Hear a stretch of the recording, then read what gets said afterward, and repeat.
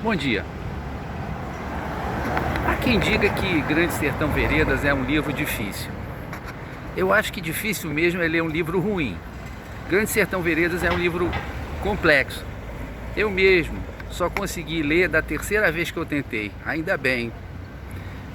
E para mim essa complexidade, ela não está, ao contrário do que se diz, muita gente fala isso sem nunca ter lido o livro, que tem muitas palavras inventadas, porque na verdade não há tantas palavras inventadas. Ele usa palavras que estão, digamos assim, no repertório da língua portuguesa, nesse amplo repertório da língua portuguesa, busca alguns termos arcaicos, mas não inventa tanto assim. E mesmo assim, ele dá colher de chá. Mesmo quando ele inventa, as palavras estão num contexto que a gente pode perfeitamente entender o que ele está dizendo. Então, qual é a grande dificuldade, na verdade, do Grande Sertão Veredas? Para mim, a grande dificuldade está na arquitetura do livro. O Rosa dizia que ele se importava um pouquinho com o cenário do livro, quer dizer, se o sertão do livro que ele descrevia era o sertão verdadeiro, existente, que ele se importava um pouquinho com a história que ele estava contando, com as reviravoltas, as personagens, as tramas. Mas o que ele queria mesmo falar era da filosofia, era da metafísica, era das grandes questões, né? Sendo assim, ele não aceitava, como ele fala, que o leitor vivesse correndo atrás da história, ou seja, se preocupasse somente com a história, sem dar devida atenção às questões que a história estava levantando, que era o que importava para ele, era o que importava para a literatura dele. Então o que ele faz? Ele prepara uma armadilha para o leitor. Ele dizia que não queria qualquer leitor. Ele queria um leitor que realmente quisesse fazer o trabalho de leitura, tá? Que é o trabalho de interpretação, que é o trabalho de análise. E no caso do Grande Sertão Veredas, ele inventou o que eu chamo de pântano narrativo. O que é o pântano narrativo?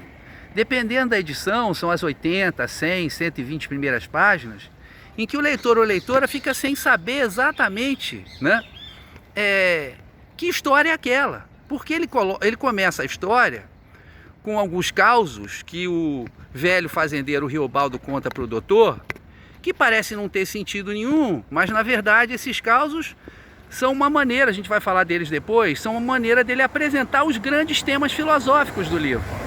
E depois desses causos, ele inicia a ação no meio da história, mais da metade para frente da história. E a gente fica sem saber quem é esse Medeiro Vaz, quem é esse Hermógenes, por que eles estão lutando, quem é Joca Ramiro, por que Joca Ramiro morreu, quem é esse tal de Diadorim, de onde ele veio, como é que Riobaldo se apaixonou tanto por ele, e por aí vai, a gente fica totalmente sem saber. Depois de terminar o pântano narrativo, lá pela página 100, 120, dependendo da edição, ele começa a história, desde o princípio. É como se ele dissesse, bom, você, leitor ou leitora fiel, que veio até aqui sem se preocupar com a história, né? Se importando, na verdade, com as questões filosóficas, agora eu vou te dar um prêmio. Agora eu vou contar a história do início até o fim. Então, para mim, essa é a grande dificuldade. É a estrutura do livro, a arquitetura do livro. Na verdade, esse livro foi feito para ser lido que nem uma tragédia. Na tragédia grega, quando os espectadores chegavam lá no teatro em Atenas, 10, 15, 20 mil pessoas, né? E o Édipo, na primeira cena, o Édipo, tirano de Sófocles, dizia que ele era o mais feliz dos homens. Todo mundo sentia um arrepio, porque conhecia a história do Édipo.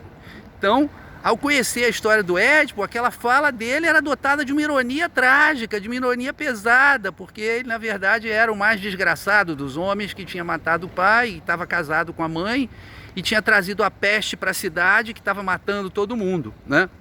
O Grande Sertão Veredas também é assim. Quando a gente lê da primeira vez, a gente não sabe exatamente o sentido de algumas ações ali. Depois de ler a primeira vez, a gente relê de novo, a gente percebe o peso que determinadas passagens têm. Mas dá para ler uma vez só, apenas prestando atenção nesse pântano narrativo, tá? Depois de ultrapassar o pântano narrativo, ele conta a historinha direito, e aí ele dá muita colher de chá para o leitor ou leitora. Ele vai dizer, lembra que eu contei até aqui? Então eu vou retomar daqui para você entender melhor.